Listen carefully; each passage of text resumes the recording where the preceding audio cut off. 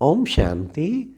सुनते हैं 13 जनवरी 23 की मुरली से दिल में छपने वाली गहराई की बातें।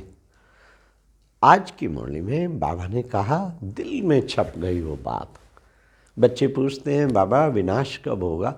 अरे अभी तो बाप से खजाना कितना लेना है, अभी तुम लायक तो बने नहीं हो, तो कितनी कमाई करनी है, फिर तो जो पद बना कल्प कल्पांतर वो पद बन जाएगा। और ही शुक्र है, शुक्र करना चाहिए बाबा, आप टाइम दे रहे हो।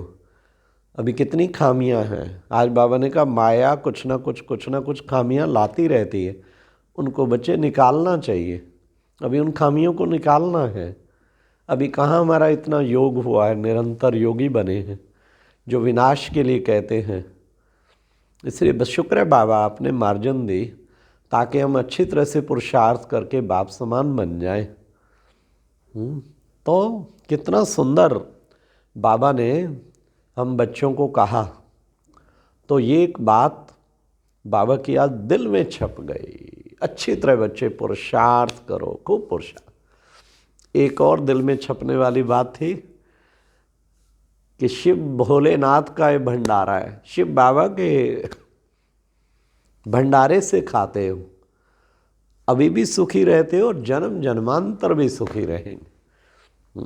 तो हर एक भाई बहन को घर में बाबा का कमरा बनाना चाहिए, बाबा के भंडारे के बर्तन बनाने चाहिए, बाबा को भोग लगाना चाहिए। तो उससे क्या होगा? बाबा को भोग लगाएंगे, बर्तन बने होंगे, भोग लगा के फिर डाल के फिर वितरण करना चाहिए। बाबा ने कहा सुखी रहेंगे, अभी भी सुखी रहेंगे और जन्म जन्मांतर भी सुखी बनते रहेंगे। आज बड़े दिल को लगने वाले ब्रह्मा बाबा के अनुभव थे कि मैं सोता हूँ, बाबा से बातें करता हूँ। बाबा अब ये तो नाटक का अंत है, फिर आप हम सबको ले जाएंगे, अभी तो वापस जाना है। कितनी दिल की बातें बाबा से करता रहता हूँ। तो बाबा ने अपनी रूह रूहान भी सुनाई। आज का गीत भी था, चाहे पास हो चाहे दूर हो। हाँ, तो कितना ना बाबा से हम निकट बाबा के अनुभव करें।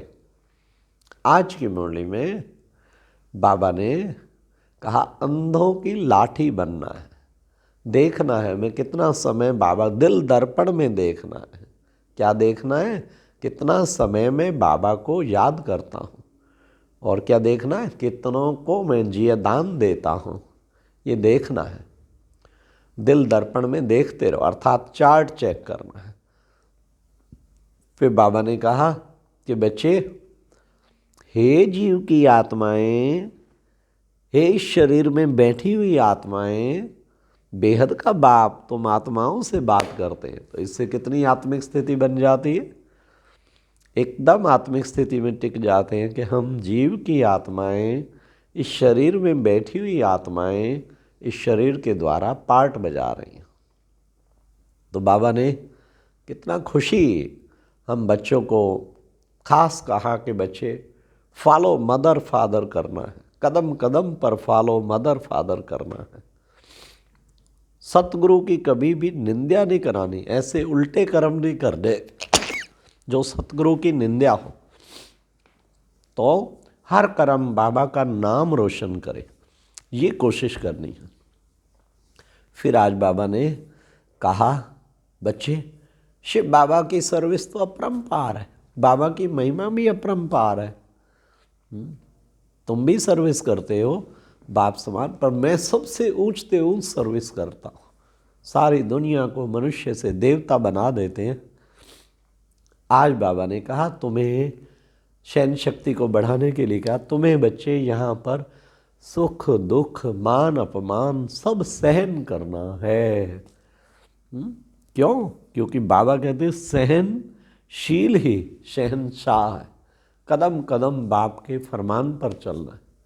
मान मिलता है तो कितनी खुशी होती है, अपमान मिलता है तो कितनी अवस्था नीचे आ जाती है। दुख सुख मान अपमान सब सहन करना है। ठीक है। तो बाबा ने कितनी सुंदर बाबा ने बात बताई। हम बच्चों को खुशी में रहना है, सदा खुशी को हाँ, बाबा ने कहा खुशी कब रहेगी? खुशी रहेगी जब ये याद रखेंगे कि कौन मिला है, कौन मेरा साथी है, कौन मेरे सामने बैठा है। फिर बाबा ने कहा एक कहावत भी है क्या, भगवान को याद करो नहीं तो बाज आ जाए। बाबा ने कहा माया बाज है, बच्चे बाबा को याद करेंगे तो बाज दूर भाग जाएगा, और बाबा को याद नहीं करेंगे तो बाज आएगा, आके बच्चे परेशान करेगा। इसलिए बाबा ने कहा इस माया जा उससे भी संभाल रखनी है, माया बाज से भी संभाल रखनी है। अभी बाप आए हैं। फिर बाबा ने कहा कि बच्चे देखो, तुम्हें चलते फिरते एक नशा रहना चाहिए क्या, कि हम ब्रह्मांड के रहने वाले हैं, यहाँ आए हैं पार्ट बजाने। अब हमारा पार्ट लगभग ड्रामा पूरा होता है, अब वापस जाना है। बच्चे ये प्रैक्टिस घर गृहस्थ में चलते फिरते करते रहेंगे तो उपराम हो जाएंगे। उपराम क्यों, हम वहाँ से आए हैं पार्ट बजाने, बाकी थोड़ा टाइम है फिर वापस जाना है, इससे उपराम हो जाएंगे। फिर बाबा ने कहा देखो बच्चे, सारे अत्याचार होते हैं पवित्रता के कारण, पवित्रता पे अत्याचार होते हैं। कितनी बच्चियों को मार खानी पड़ती है। तो बाबा कहते हैं कि बच्चे ये तो तुम बच्चों को सदैव ये ध्यान रखना है, जितना बाबा के लिए सहन करेंगे। अगर किसी ने मार भी खाई हमारी दादियों ने, उसने बाद में वो लोग पैरों में आके पड़े, और फिर वो बाबा ने कहा उतना ही वो सर्विस के निमित्त बने हैं, सर्विस के निमित्त बने। शुरू शुरू में आप में से भी कई ज्ञान में चलते होंगे, हाँ, विघ्नों का सामना करना पड़ा, मारें भी खानी पड़ी। हाँ, मुझे भी 3 बार मार पड़ी। छोटे थे ना, 16-17 वर्ष के आयु थे। घर वालों को पसंद नहीं था, क्यों जाते हैं, तो बहुत पिटाई की। लेकिन फिर वंडरफुल ये है कि फिर वो भी ज्ञान में चल पड़े, फिर बहुत सहयोग दिया बाद में। तो बाबा ने कहा सर्विसेबल बन जाते हैं वो, बाबा के नाम पे जो मार खाते, आज बाबा ने कहा उनको बाबा कितना ऊंचा ले जाता है, सर्विसेबल बनेंगे। फिर बाबा ने कहा उल्टा काम करके बाप की निंदा कभी नहीं करानी चाहिए। ये बड़ा ध्यान रखना है। बाबा ने आज कहा सिर पर पापों का बोझा है, तुम्हें योग से उसको उतारना है। बाप की याद से ही वो सिर पर पापों का बोझा उतरेगा। देखना है कितना पापों का बोझा मैं उतार रहा हूँ। बाबा ने कहा जब तक शरीर में है तब तक योग में रहना है, योग नहीं होगा तो सजाएं बहुत खानी पड़ेंगी। और फिर क्या होगा, बाबा ने कहा बड़े आदमी का बच्चा होता है ना, सज़ा मिलती है तो कान नीचे हो जाता है, तो ऐसे ही तुम्हारा अंत में जो सजाएं खाएंगे उनका कान नीचे हो जाएगा। इसलिए बाबा ने कहा कि बच्चों को पूरा पुरुषार्थ करना है, सारा दिन पोता मेल देखो, कितना समय बाप को याद किया। फिर आज बाबा ने कहा कि बच्चे हम कौन हैं, हम हैं जीवन मुक्ति के राही। हाँ, हम हैं जीवन मुक्ति, मुक्ति जीवन मुक्ति के राही। मुक्ति भी मिलती है और जीवन मुक्ति भी मिलती है, इसलिए हम पुरुषार्थ कर रहे हैं। जैसी सर्विस करेंगे वैसा खुशबूदार फूल बनेंगे।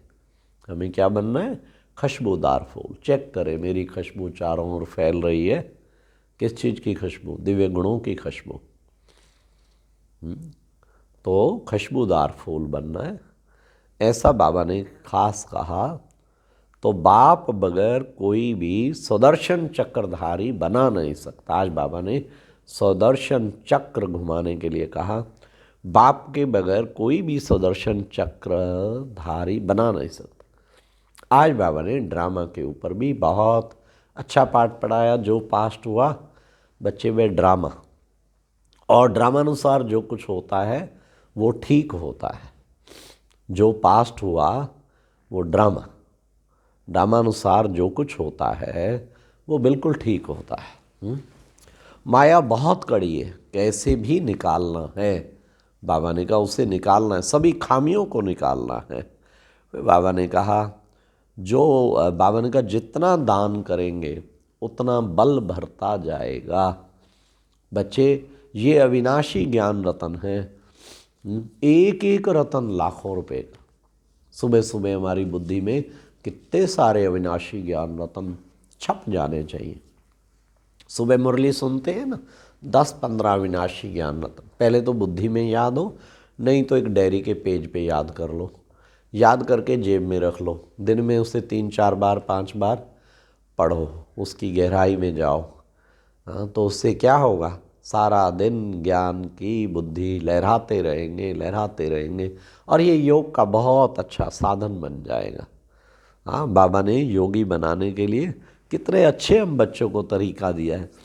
आज बाबा ने कहा जो बाप की याद करते हैं उन्होंने बाप रक्षा भी करते हैं।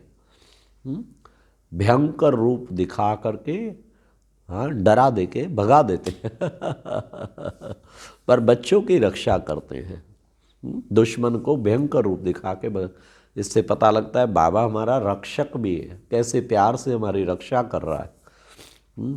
फिर बाबा ने कहा विशेष जो है बच्चों को, बाबा को क्या कहते हैं, बाबा को मुक्ति, जीवन मुक्ति दाता। आज की मुरली का वरदान था त्याग और तपस्या के वातावरण द्वारा विघ्न विनाशक बनने वाले सेवाधारी भव।